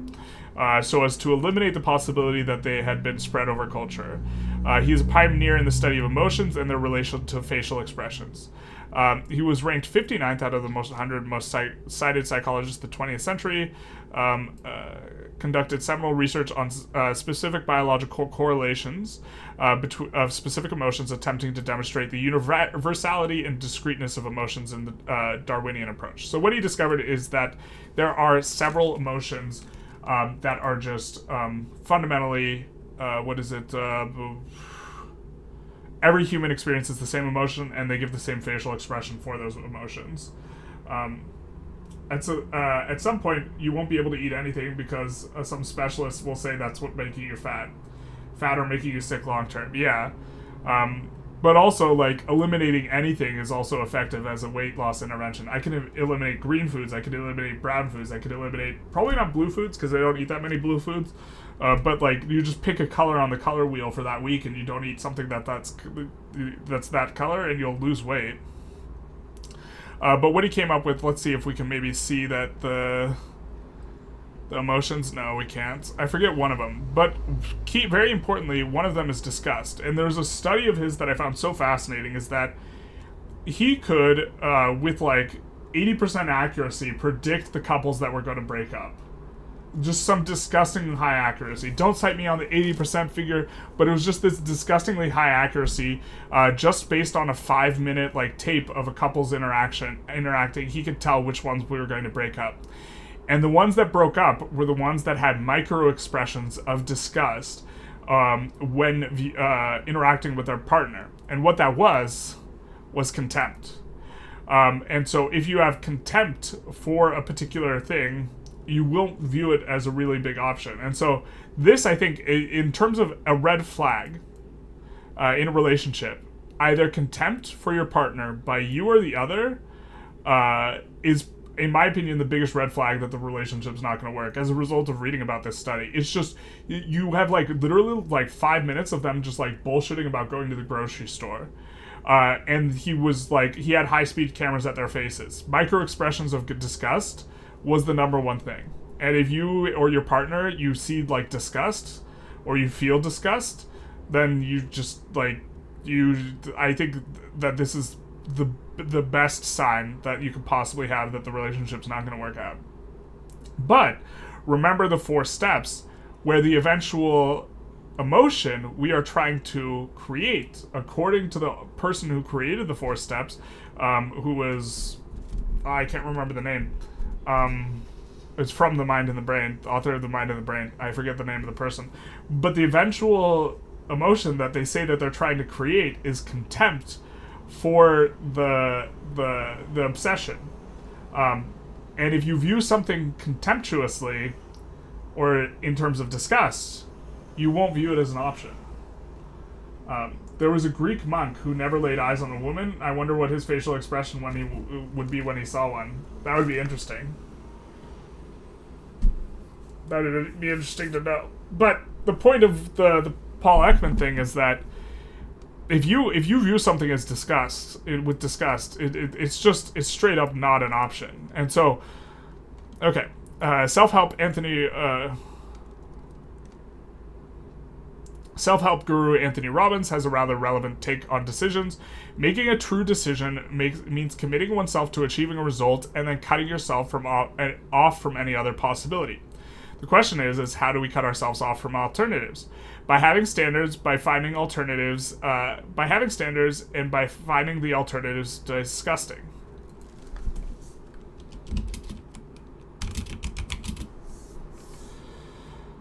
And then moral disgust, I think I was going to talk about height, having standards, the caveat only within our control. To use the weight loss example, one's body might not be a worthy target of disgust.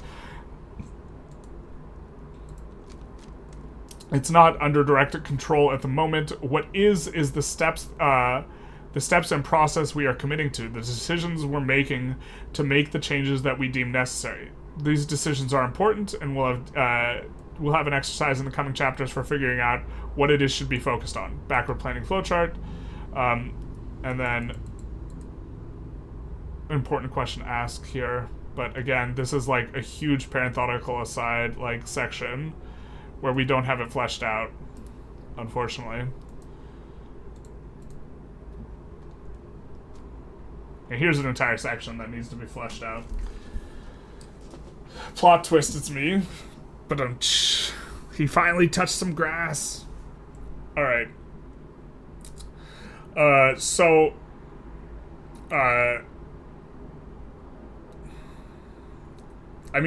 is just an exercise that I find interesting. I'll kind of briefly talk about it. We obviously didn't expand too much, but the idea is that keeping a log of kind of like a diary, but a diary with intent of particular things can be useful for drawing attention to yourself. And one of the things is in some like law of attraction type books, not trying to say that the law of attraction is effective. I think that the way the law of attraction works is that, so the idea of law of attraction, the way they sell it, which I don't think is accurate in terms of how it works, is that if you focus on abundance, then abundance will come to you and you will manifest abundance in your life. Instead, what I think happens is if you focus on abundance, then you will condition yourself to focus on abundance, and then your life will seem more abundant independent of whether or not it actually is more abundant. Or that there's explanations that are much, much better than you are manifesting a new reality through some sort of magic voodoo. But one of the prescriptions they give is creating an abundance log, which is throughout the day, you write down, or at the end of the day, you write down all the abundance you experienced in your day. And this will help you to focus on a type of environment or focus on things, how you are experiencing abundance. And so this is an exercise that is quite common in these types of things, creating a log for this. It's also something you do in cognitive behavioral therapy, where you will write down instances or times when you are having a particular cognitive distortion. And the entire point is that you will go back and through a process challenge this later. But this is also useful. And I think that keeping a log, I don't know exactly the points I wanted to make here, but I think that keeping a log is a useful form of mental exercise, one in which it can, you can, with the law of attraction type thing, you can use it to color your perspective, because ultimately, people actually... What's the difference? Like, do you care if your life just seems more abundant to you, categorically speaking, or if it's actually more abundant? And the answer is not. I mean, people will say they care, but like at the end of the day, it's like we're trying to change our own subjective internal experiences here, and it doesn't make a difference. And so you can use the exercise of logs to bring your attention to things. Is kind of, I think, the point I wanted to make here. But again, we just have these kind of stems of which to reconstruct this. I do think this is a nice mental exercise, though. I don't use it too much, though. Traction. Being proactive is choice. If you decide that getting something is more fun, letting your phone distract you. I think that I might cut this. I've since read a little bit about Nir Eyal. I wanted to cite his book Indistractable and talk about traction and this type of thing. He makes a rather interesting distinction that if we are trying to avoid distraction, then in essence what we are looking for is traction. I might cut this though, because I've come to have a little bit more of a negative opinion on him. So I don't know if I want to cite him anymore. So this entire thing might just get cut.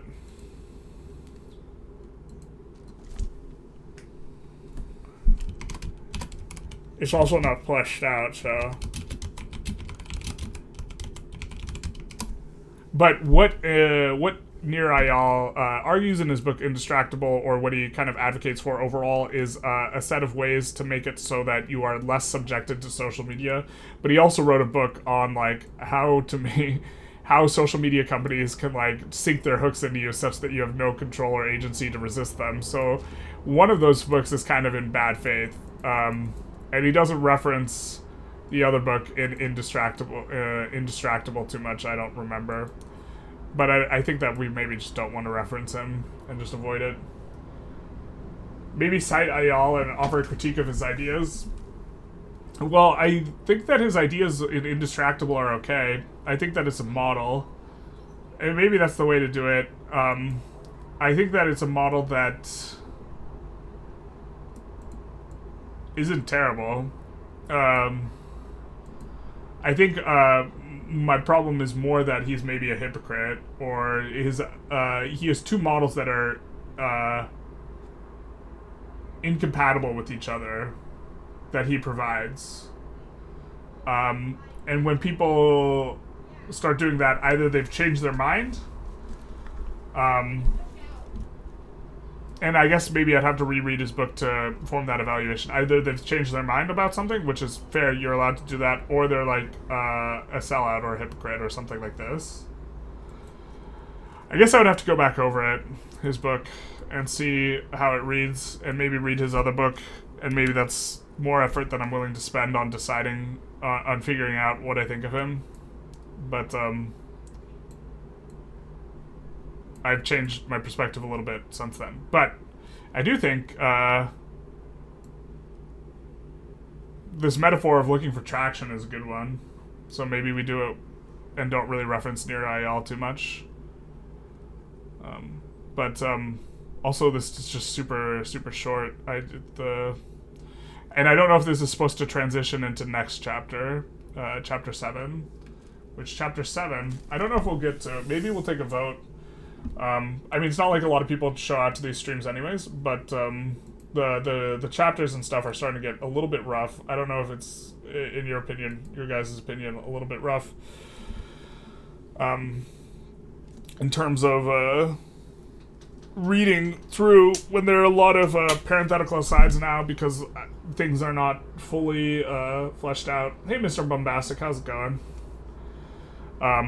Or if it's interesting anyways, I'm trying to, for a lot of these things, I'm trying to just actually talk through what I would have written if I had gotten around to writing it. Like the Paul Ekman thing, we took a little bit of a discussion about Paul Ekman.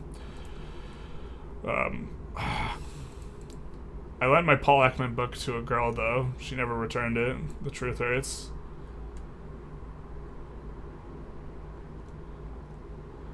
I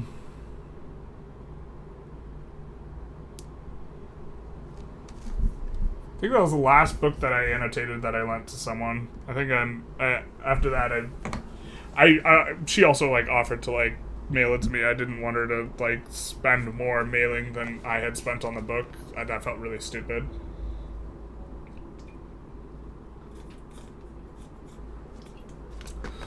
In her defense. But I think that's the last book that I've annotated that I've lent to someone that I knew I would want back. Now, if I'm lending someone an annotated book, it's only because I don't care if I don't get it back. Because losing annotations sucks really hard. I don't like losing my highlights and stuff. But here's the chapter summary. Meaning as a sense of purpose isn't an option. It's a necessary component of being human. Meaning as a mode of style of understanding is an option, and one that we need to take seriously. We must decide how we represent things to ourselves. To reframe is to ascribe a new meaning to ourselves or situation. We should strive to be both accurate, but also direct our focus to interpretations that are empowering and avoid viewing problems as pervasive and permanent. The language we use primes us. We should choose our words with intent. We should take responsibility as much as possible for the things that are within our control. We should take responsibility for changing ourselves and for our self-esteem. And we should take responsibility for the options we view as available. Implementation intentions is a powerful tool for being proactive with regards to our future behavior. We don't have to be victims of our environment. We can proactively leverage our environment to help prime us and solicit behavior. Then we have the metaphor of ecosystem, that there's a two-way relationship between us and our environment, and that we should strive to change our environment such that it makes it more conducive towards our agency. And finally, there's a little bit on disgust, which is that disgust and having standards can be two useful ways for cutting ourselves off for what we perceive as being potential actions. Either they do not fill our standards, or they give us the sense of disgust. In the same way that Marcus Aurelius cuts himself off from attending to things outside of our control, we must cut ourselves off from... I don't even know what word I was trying to spell. Disutilitas? Disutilitas options? Jesus Christ.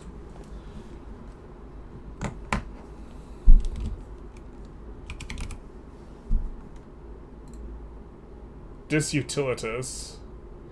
I don't know if that conjugation's a real word, but even if it isn't, that's like a terrible word to use. So, well, you gotta pick a different word there. Nobody's gonna... That just reads really poorly. Did you lend it to a girl or a girlfriend?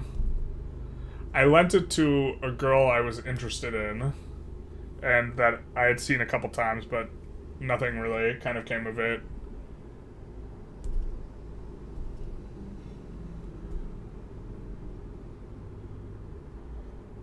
I don't even know what happened with that one, actually.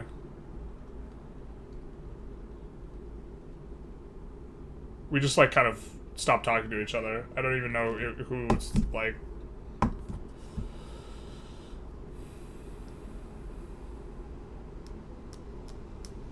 Yeah, but it wasn't, like, a girlfriend. Hit Abe Books up for another copy, but I can't get back the copy with my annotations. That's the problem. One oddly logical thing about words with intent. I know someone who would yell out, "I can't do this," before trying something difficult. What that did was remove the pressure of fear and failure. We're actually going to, in, I think, not the next block, 7 and 8, but I think in 9, 10, focusing on performance, we're actually going to reference how acknowledging that poor performances can happen is one of the better ways to actually prepare for performance. Just acknowledging your fear as a thing removes a lot of, like, the tension, and that makes sense. Instead of disutilitous, perhaps unhelpful. Yeah, that's much better. Like, logically speaking, what I want to say, logically speaking, is actually disutilitous, but that's, like, not... the goal of, like, a book is to communicate with people. That's, like, not,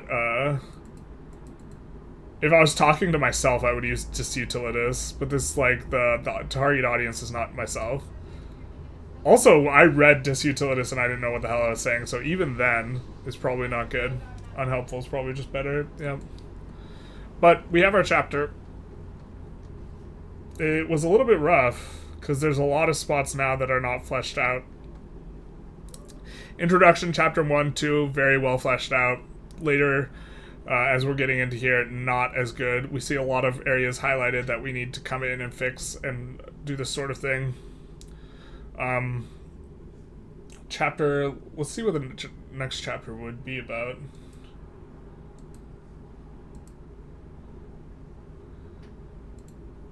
Show folders, my drive.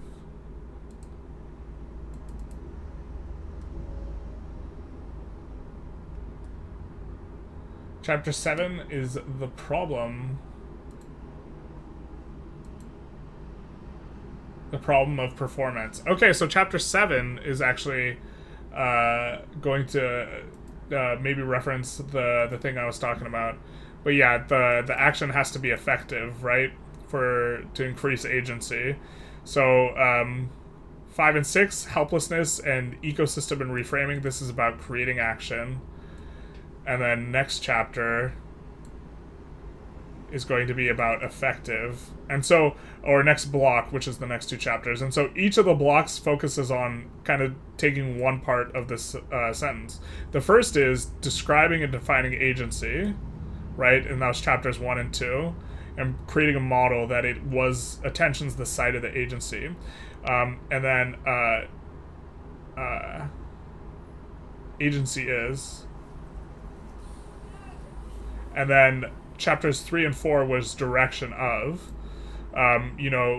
Creating models of reality allows us to actually navigate reality. And then this one was on action and avoiding learned helplessness. So this is action in for chapters 5 and 6. And then 7 and 8 will be effective, where we will talk about performance. And then last one will be our values, which will talk about identity and roles that we perceive ourselves to occupy in this type of stuff. I don't use academic speak, yeah. No, it's I was also way closer when I wrote this. I was way closer in terms of time to when I was at university. And then I even wanted to make a block summary. Oh yeah, but we didn't really do much here. But the entire block was regarding helplessness and self-esteem, priming affects action, and then we can further affect priming. It's like when I was working on my dissertation, the start came together well, but the later parts were much harder to try and complete in a coherent manner. Eventually, it did not complete the dissertation. Womp womp. But that was for other reasons, not due to problems with the writing. Yeah, I mean, like, I have the skeleton of the thing. Overall, it's like, I have 70,000 words overall. It's still, like, a very substantive amount. But there's just, like, things where I just don't have it fleshed out. Like this. Although I could, like, articulate it, like, in the time here, if I actually cared super a lot about typing it, I articulated and described what I wanted to say in a lot of these, I think. Which is wild that, it's a little bit wild to me that I can remember kind of what I was getting at with a lot of these different points, but, you know, I don't know if this will ever get published. If I thought there was a really, really high chance of it getting published, I might not, like, cannibalize it for content like I am now. But also I wanted to read back through it anyways. Because I think that my model of things is correct, and I think that I want to, like, revisit my ideas so that I can try and take more control over my life regarding agency. Because it's one thing to, like, have the correct idea, it's another to implement it. And I think that following this, I didn't implement it that well. But man, when I was writing this, I was super on top of everything in my life. Just like everything was clicking. In like the several month period when I wrote this.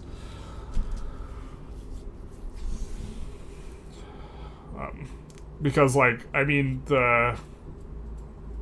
I was writing a book on how to make everything click. It's like, you would be a hypocrite to not make everything click while you're doing that, right? To some extent, we're doing pretty good. We got, like, the nutrition thing going on. We're starting to get the cut in. Weight loss has always been something I've struggled with.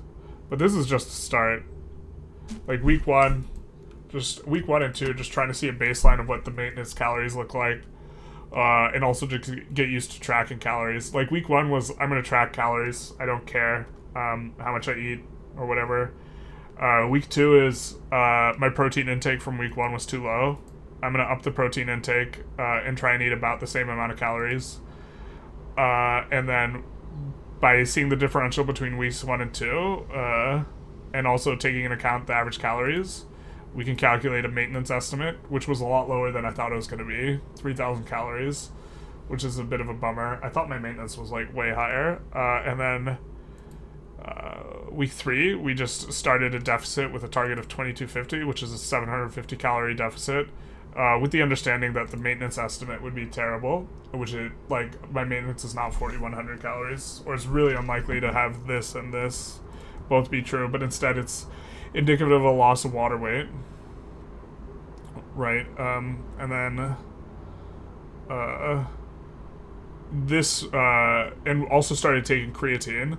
So this week, again, being 2250, but, like, I'm using this as an example of, like, getting things together correctly. Like, I think day to day is just, like, a terrible way to look at weight loss, or just is a terrible way to look at weight loss, because you'll have fluctuations even if your overall trajectory is. So you would want, like, a 7-day moving average for whenever you're like looking at something, or some sort of, like, average, and then but we're being, like, very methodical here, which is just introduce the counting of the calories, up the protein, keep the calories the same, and we've, like, pre-decided to, like, stick to this, and we're also accounting for banking up calories for a cheat meal at some point, but that's kind of something we've been a little bit focused on kind of the past couple weeks. Also, like, it does take a lot more attention to count calories and, like, figure out what you're gonna eat and, like, this type of thing, so it is occupying quite a bit of our cognitive load, but we're getting there slowly. That's how it works.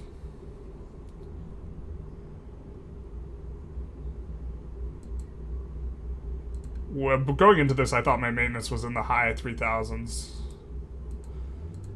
This was a bit of a bummer to see. I think it's probably closer to this than this. I also think it's probably above 3K, but like not much above 3K. Another thing I really like is this estimate thing, or like the way I'm formulating this. It like autocorrects if I'm just undercounting calories, which almost everyone does. I'm probably undercounting calories, which is probably why my maintenance is higher here. Like I was probably eating closer to 3,000 in both of these weeks, and closer to. Well, actually, I think I just was hitting like around 2,000 here because almost everything I ate was like pre-packaged, pre-sorted. So it's really hard to go over when it's like that.